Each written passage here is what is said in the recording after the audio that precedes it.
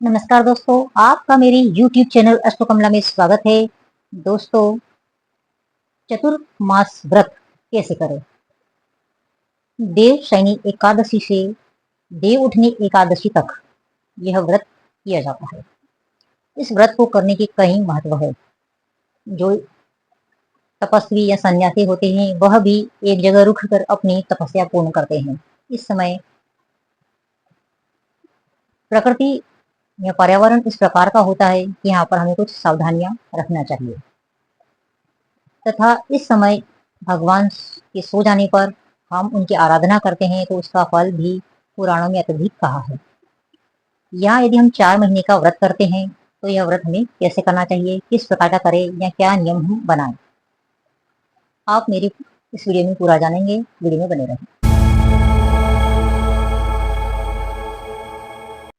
इन 4 महीनों में ऋतु परिवर्तन होता है, जलवायु में इस प्रकार से परिवर्तन होता है जिससे आपके अंदर तमस बढ़ने लगता है। तमस गुण के बढ़ने की वजह से ही आपके अंदर आलस्य बढ़ता है। वैज्ञानिक दृष्टि से हम देखें तो इस समय आपका डाइजेशन सिस्टम काफी स्लो होता है, इस वजह से भी आप में आलस्य आता है। ये साइंटिफिक रीजन है।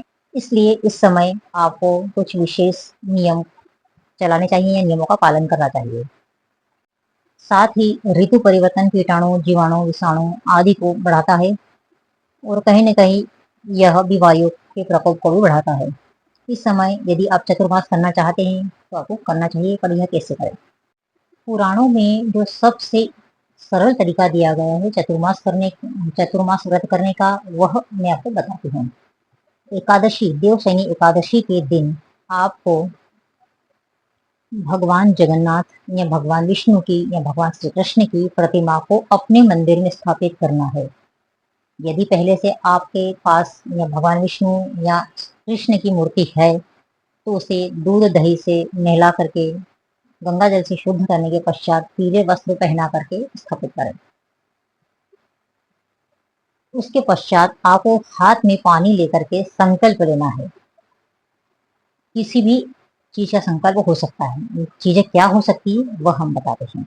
आपको भगवान के सामने संकल्प लेना है कि आप डेली 108 बार ओम नमो भगवते वासुदेव देवाय नमः का जाप करेंगे या फिर 108 बार गायत्री मंत्र का जाप करेंगे, ऐसा संकल्प लेना है।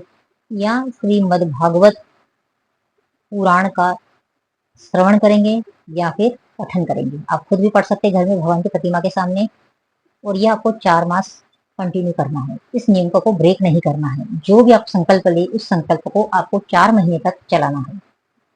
यदि आप भगवान शिव के भक्त हैं तो आप भले ही आप भगवान विष्णु की प्रतिमा को आपने स्थापित किया है, परंतु आप संकल्प लेते समय पंचाक्षरी मंत्र, शिव जी का जो पंचाक्षरी मंत्र होता है ओम नमः शिवाय, इसका जाप भी कर सकते हैं।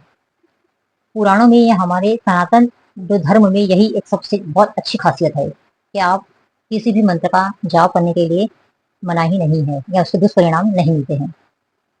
यदि आप स्थापित करने के पश्चात भगवान सूर्य के को जल चढ़ाएं या सूर्य की आराधना करें।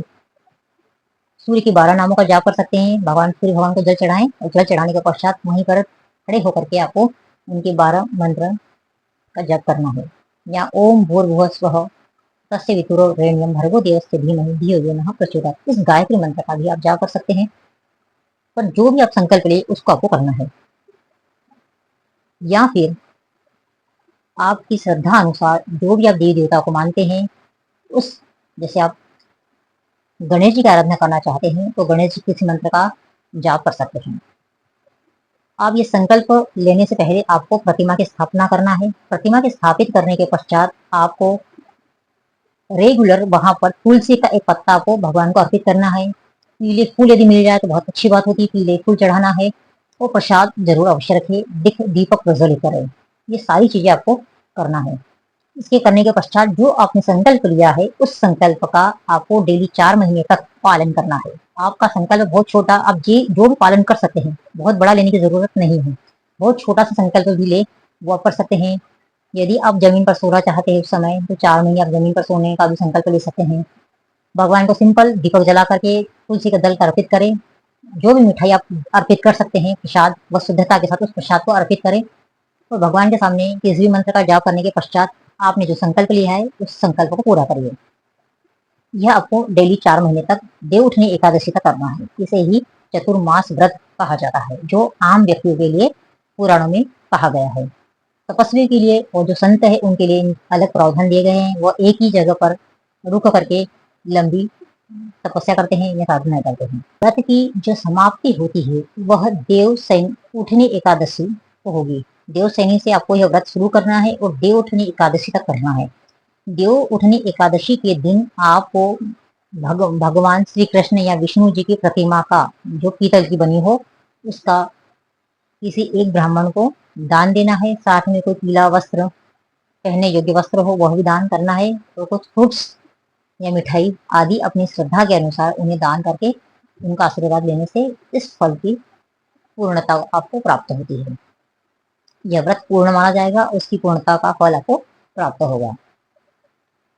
दोस्तों, ऐसे ही जानकारी के लिए जुड़े रहे अश्वकुंडा से।